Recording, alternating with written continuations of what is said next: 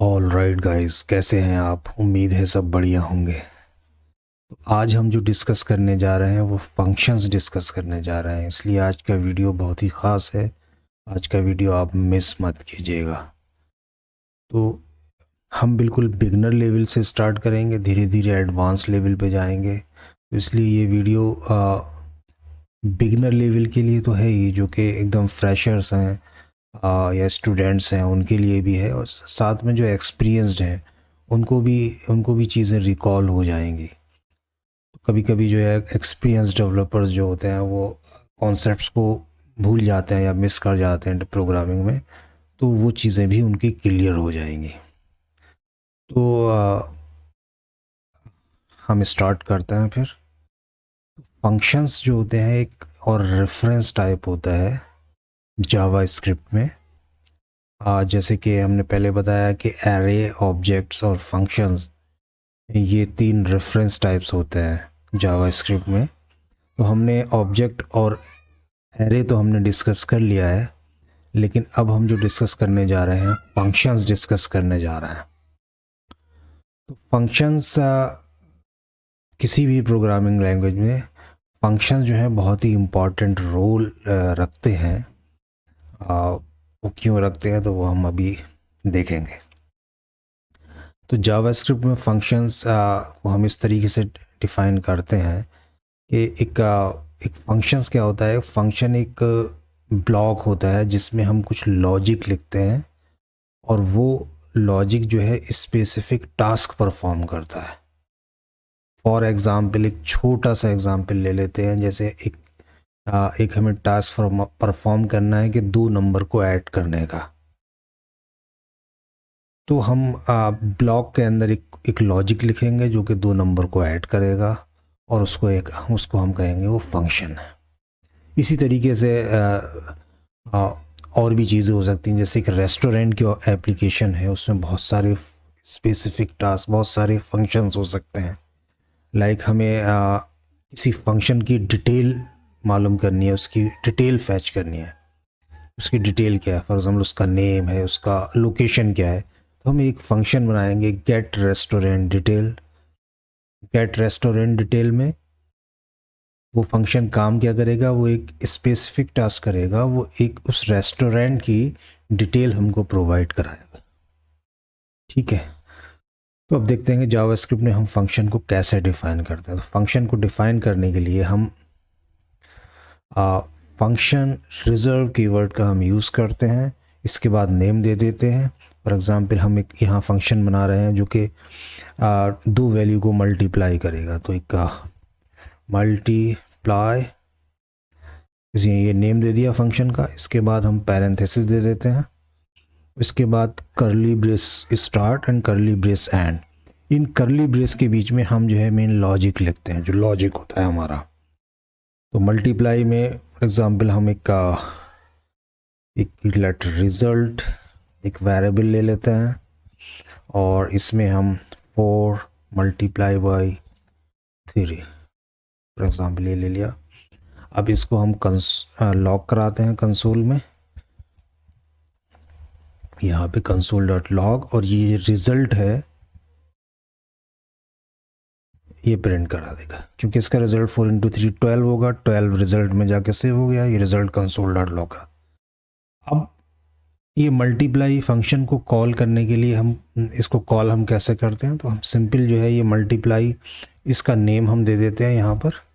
Name देने के बाद इसमें पैरेंथेसिस लगाकर ये सिंपली कॉल हो जाएगा। अब हम देखते हैं कि इसका रिजल्ट क्या आता है।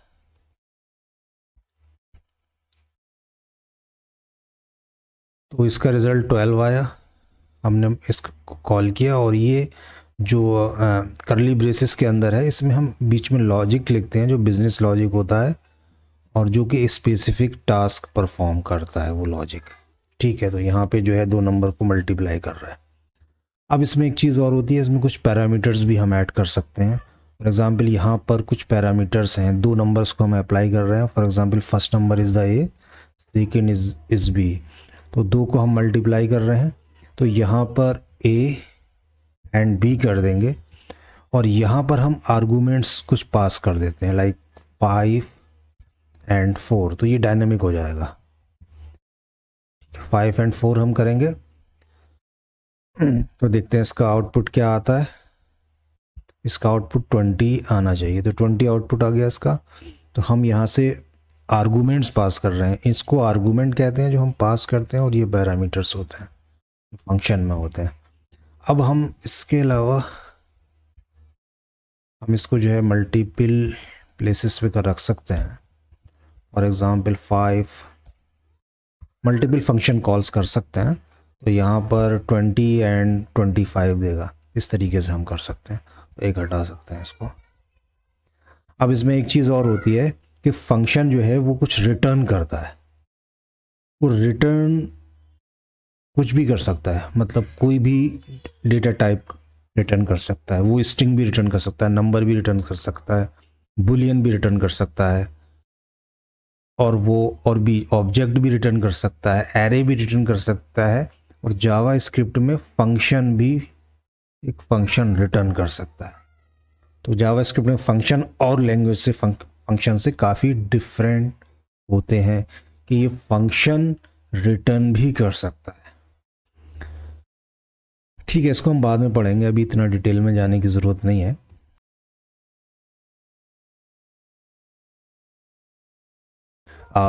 रिटर्न कीवर्ड का यूज़ करता है, रिटर्न, एंड यहाँ पर रिज़ल्ट। तो ये रिज़ल्ट जो इसमें ये नंबर, जो भी नंबर आएगा जो रिज़ल्ट में वैल्यू सेव होगी वो उसको रिटर्न कर देगा।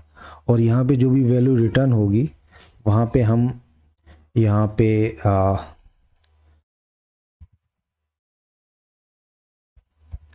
यहाँ पर RES में हमने जो है इस जो रिटर्न वैल्यू आई उसको हमने सेव करा दिया।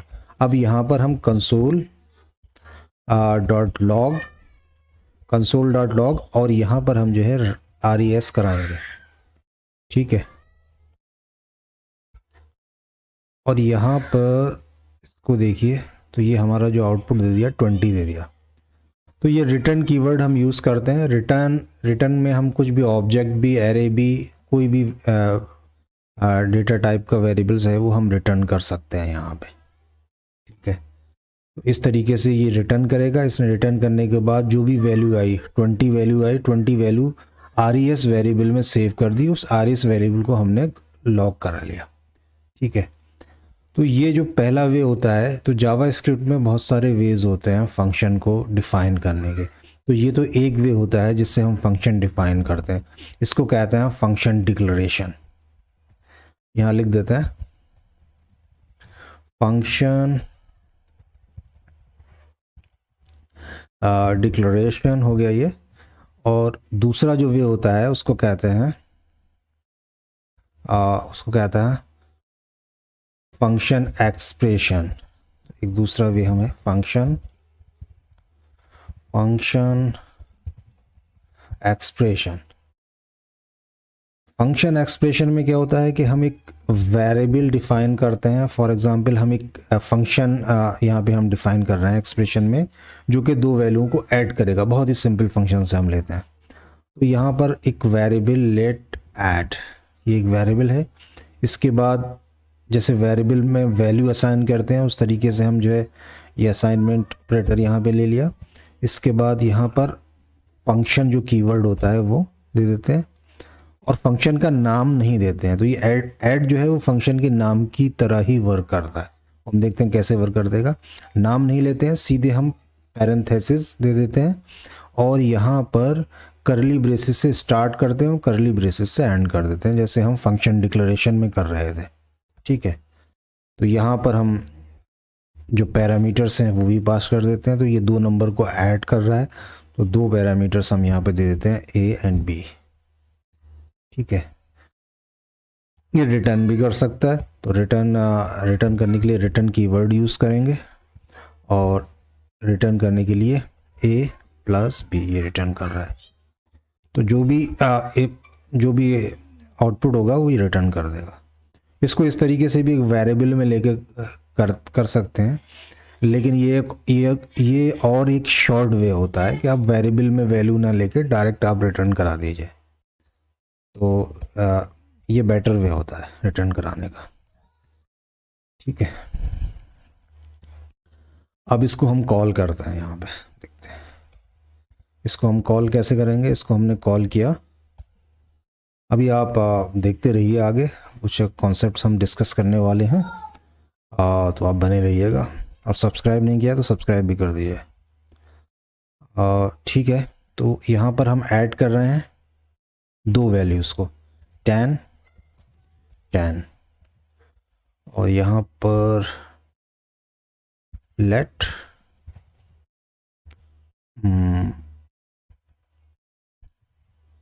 एडिशन, फॉर एग्जांपल यहाँ एडिशन ले लिया, और ये एडिशन को हम लॉक करा देते हैं। इस वैल्यू को हमने यहाँ पे इसको लॉक करा दिया।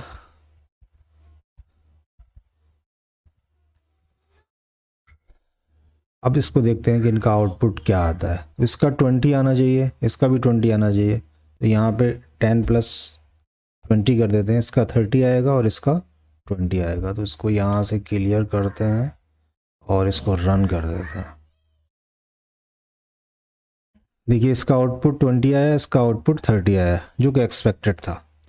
अब हम क्या करते हैं, अब ये मल्टीप्लाई जो है हम फंक्शन से पहले कॉल करते हैं, इसको फंक्शन से पहले कॉल करते हैं। मैंने यहाँ पे कॉल कर लिया इसको, फंक्शन डिक्लेरेशन में ही यहाँ पर मैंने इसको कॉल कर लिया। ठीक है, तो ये फंक्शन हमने जो यहाँ डिफाइन किया है उससे पहले हम इस फंक्शन को कॉल कर रहे हैं। अब देखते हैं क्या आउटपुट आएगा। अब भी सेम आउटपुट आया 20 और 30। अब हम सेम फंक्शन एक्सप्रेशन के केस में हम करते हैं, इसको पहले हम कॉल कर लेते हैं, यहाँ पे इसको हम पहले कॉल कर लेते हैं। अब देखते हैं क्या आता है। अब एक एरर आ गई,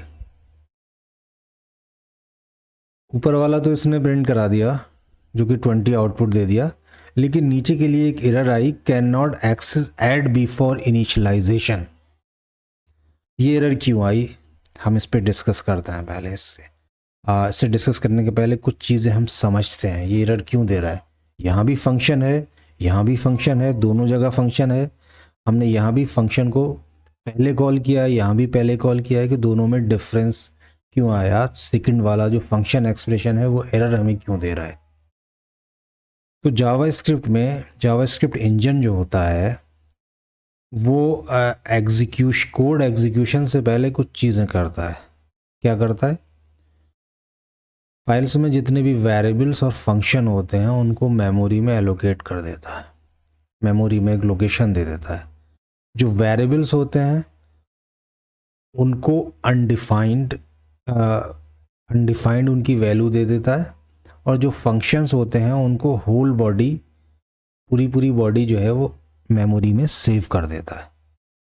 फॉर एग्जांपल जैसे कि मैं यहाँ पर फंक्शन एक वेरिएबल डिफाइन कर देता हूँ, लेट ए इक्वल टू 10। ये एक वेरिएबल है ए जिसमें वैल्यू 10 जो है सेव है।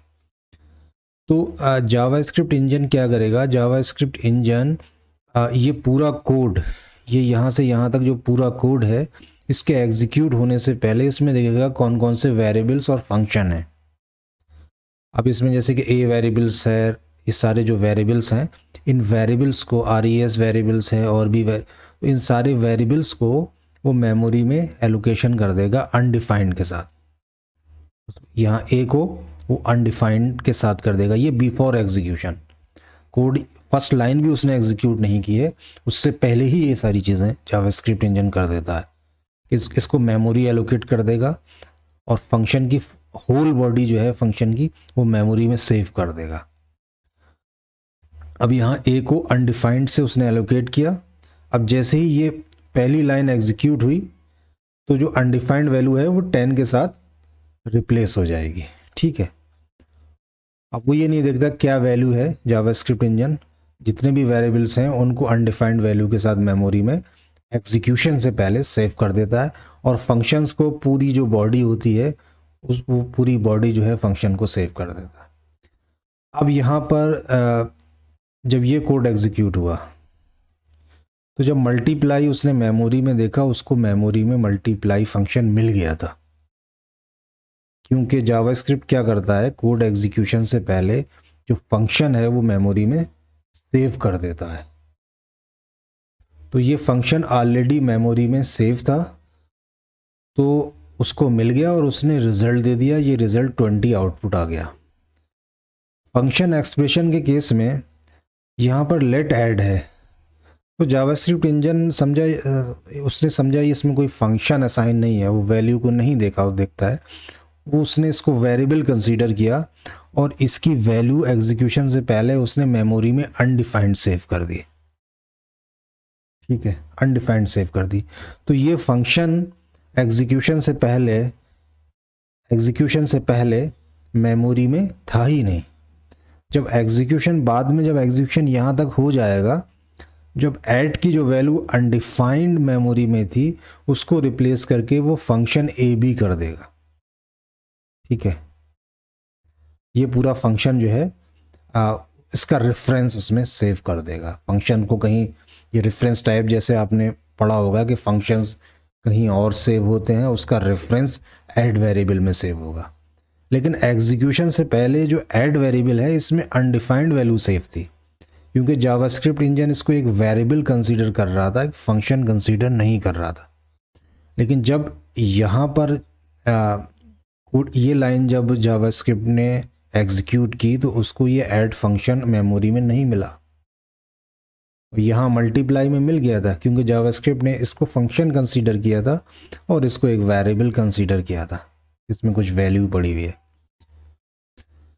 ठीक है, तो इसने यहाँ पर आउटपुट दे दिया और इसको ऐड फंक्शन मिला नहीं, क्योंकि ऐड की वैल्यू मेमोरी में अनडिफाइंड थी, वो उसको वेरिएबल समझ रहा है, तो वो एरर, रेफरेंस एरर दे रहा है, can not access add before initialization. समझ रहा है कि ऐड एक वेरिएबल है और उसका कोई इनिशियलाइजेशन नहीं है मेमोरी में उसकी एक अनडिफाइंड वैल्यू पड़ी हुई है, और ना ही ये ऐड एक कोई फंक्शन है, वो ऐड को एक वेरिएबल कंसीडर कर रहा है, इसलिए उसने एरर दे दी। ठीक है, तो ये कुछ बेसिक कॉन्सेप्ट हैं, शायद समझ में आ गए होंगे, नहीं समझ में आए हैं तो फिर से एक बार देख लीजिएगा, इसको समझ में आ जाएंगे। और फिर भी नहीं समझ में आया तो कमेंट कीजिएगा, मैं और ज़्यादा एक्सप्लेन करने की कोशिश करूँगा। ठीक है, और ये एक चीज़ हो गई। अब हम देख लेते हैं कि फंक्शन का टाइप क्या होता है। तो यहाँ पर मैं console.log इसको प्रिंट, इसको कमेंट कर देते हैं ताकि एरर ना आए। ठीक है, इसको दोनों को कर देते हैं। अब इसका टाइप देखते हैं क्या होता है। Type console.log type of multiply, इसका टाइप क्या होता है,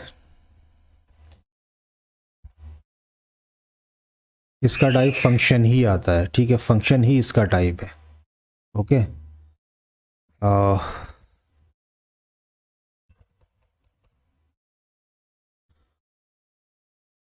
और यहाँ पर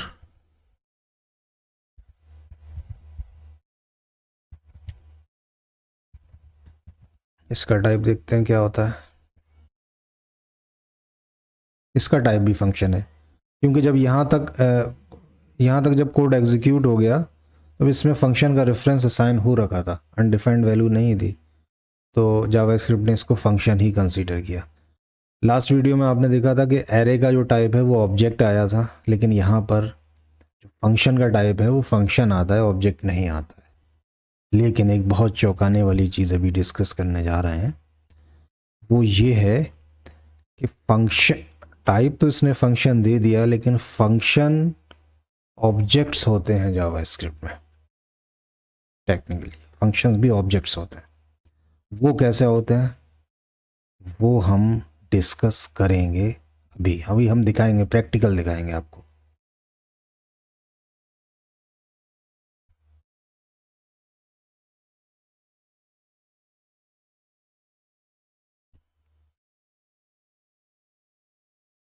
तो हम डिस्कस करेंगे कि जावास्क्रिप्ट में फंक्शन जो है वो ऑब्जेक्ट्स क्यों होते हैं और इसका कुछ और ये मेमोरी में कैसे सेव होते हैं।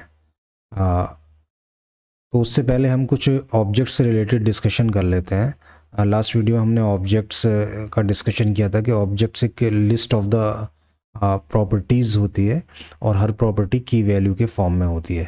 तो हम जो है कुछ डिस्कशन और करते हैं ऑब्जेक्ट से रिलेटेड कि ऑब्जेक्ट जो है वो नेस्टेड भी हो सकते हैं।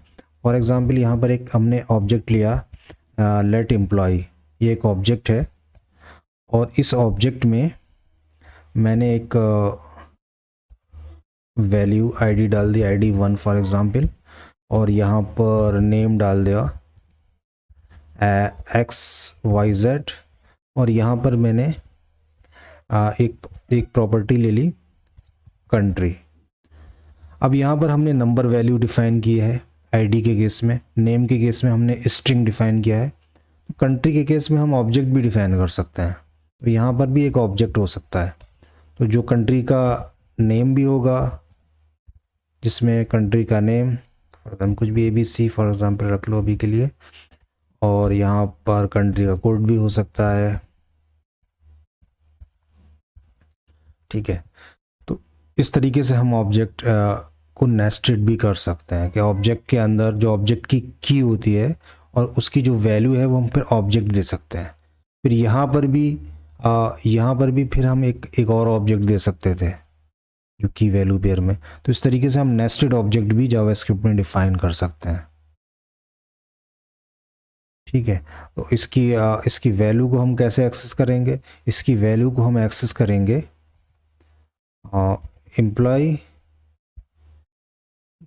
डॉट कंट्री डॉट नेम, इस तरीके से डॉट लगा के, जो डॉट नोटेशन है वो जितने लेवल पे आपका जो है वैल्यू होती है और उतने ही आपको डॉट नोटेशंस लगाने पड़ते हैं। तो कंसोल डॉट लॉग, यहाँ पे आपने एक्सेस कर लिया इसको। तो इसको रन करते हैं, तो ये हमारा जो नेम है ABC दे देगा, इसने ABC प्रोवाइड कर दिया नेम। अब हम देखते हैं कि अभी ऑब्जेक्ट नेस्टेड ऑब्जेक्ट्स तो आप समझ ही गए होंगे कि नेस्टेड हम किस तरीके से डिफाइन करते हैं। अब हम देखते हैं कि जावास्क्रिप्ट में जो फंक्शन मेमोरी में किस तरीके से सेव होते हैं, हम उसका डिस्कशन कर लेते हैं। तो यहाँ पर आप देखिए, यहाँ पर मेमोरी में एग्जीक्यूशन से पहले, जैसे कि मैंने बताया था, जावास्क्रिप्ट कोड एग्जीक्यूशन से पहले जो मेमोरी में वैल्यू स्टोर कर देता है। ठीक है, तो वो वैल्यू स्टोर होती हैं। यहाँ पर हमने ब्रेक पॉइंट लगा रखा है ताकि ये कोड एग्जीक्यूट ना करे, बल्कि एग्जीक्यूशन से पहले क्या स्टेटस है वो यहाँ पे शो कर दे। तो यहाँ पे आप देखिए फंक्शन कैसे सेव हो रहा है। ये सारी चीज़ें हम बाद में भी डिस्कस करेंगे, लेकिन अभी हम आपको ये दिखाने जा रहे हैं कि फंक्शन ऑब्जेक्ट्स क्यों होते हैं। तो यहाँ पे देखिए, ये ग्लोबल एक मेमोरी रीजन है, ग्लोबल मेमोरी रीजन, और उसमें जो फंक्शंस हैं वो सेव होते हैं। तो ये आप देखिए, ये मल्टीप्लाई करके एक जो है मल्टीप्लाई, हमारा जो हमने जो ये फंक्शन बनाया है, ये मल्टीप्लाई, ये फंक्शन यहाँ पर आप देखिए, ये फंक्शन यहाँ पर डिफाइन हो रहा है, ये की वैल्यू पेयर में है, मल्टीप्लाई की है और ये फंक्शन पूरी इसकी वैल्यू है। ठीक है, और इसमें और भी प्रॉपर्टीज़ हैं, जैसे लेंथ है, नेम है। तो मेमोरी में जो ये ऑब्जेक्ट के ही फॉर्म में सेव हो रहा है। ठीक है, अब हम क्या करते हैं, हम प्रॉपर्टी फंक्शंस में डिफाइन कर सकते हैं यहाँ पर भी, जैसे कि मल्टीप्लाई फंक्शन है, फॉर एग्जांपल ये मल्टीप्लाई फंक्शन है यहाँ पर, और इसमें डॉट जैसे ही हम टाइप करेंगे तो यहाँ पे कुछ पहले से प्रॉपर्टीज़ आ गई जो कि प्री डिफाइंड प्रॉपर्टीज़ हैं, और हम अपनी कस्टम प्रॉपर्टीज़ भी यहाँ पर हम ऐड कर सकते हैं, लाइक डिस्क्रिप्शन, और यहाँ पर कुछ भी डिस्क्रिप्शंस दे देते हैं, लाइक आई एम मल्टीप्लाइंग। ठीक है, तो इस तरीके से जावास्क्रिप्ट में जो फंक्शंस हैं वो ऑब्जेक्ट्स की तरह बिहेव करते हैं। अब आपको जो है फंक्शन से रिलेटेड कुछ कॉन्सेप्ट्स आपके क्लियर हुए होंगे। हम अगले वीडियोस में और भी कुछ कॉन्सेप्ट्स आपके क्लियर करेंगे। तो आपको जावास्क्रिप्ट से रिलेटेड जितनी भी चीज़ें हैं वो क्लियर करने की हम कोशिश करेंगे।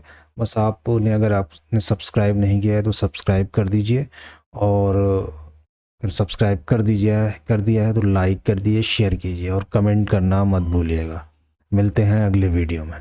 Thank you.